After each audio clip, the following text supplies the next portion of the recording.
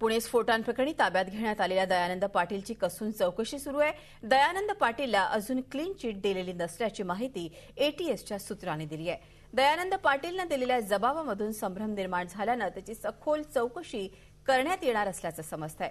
दयानंद पाटील हा कर्नाटकचा रहिवासी आहे. गेल्या 3 वर्षांपासून तो पुण्यातील उरळी कांचन भागात वास्तव्याला आहे.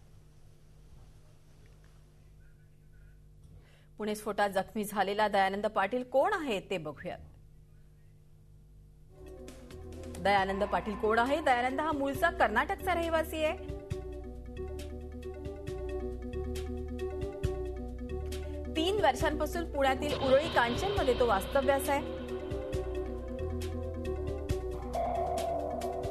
आणि 6वी पर्यंत शिक्षण घेतलेल्या दयानंदचा टेलरिंगचा व्यवसाय आहे.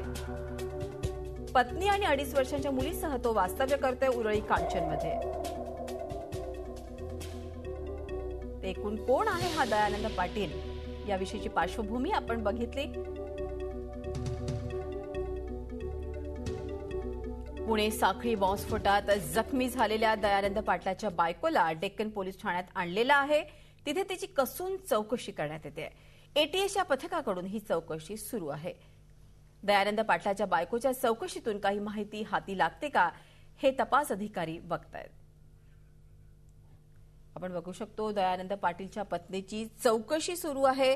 पुणे साखळी बॉम्बस्फोटात दयानंद पाटील काल जखमी झाला होता. त्याच्या बायकोला डेक्कन पोलीस ठाण्यात हजर करण्यात आले. तिथे तिची कसून चौकशी करण्यात येते.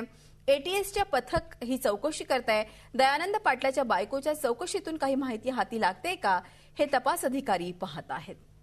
आपल्याला माहिती आहे की काल पुण्यामध्ये 4 बॉम्बस्फोट झाले. सौम्य स्वरूपाचे ते होते. त्याच्यामध्ये दयानंद पाटील हा जखमी झाला होता. मात्र तरी देखील त्याच्याकडे एक संशयित नजरेने बघितला जात आहे. कारण की तो जबाब जो काय आहे तो संभ्रमित करणारा आहे.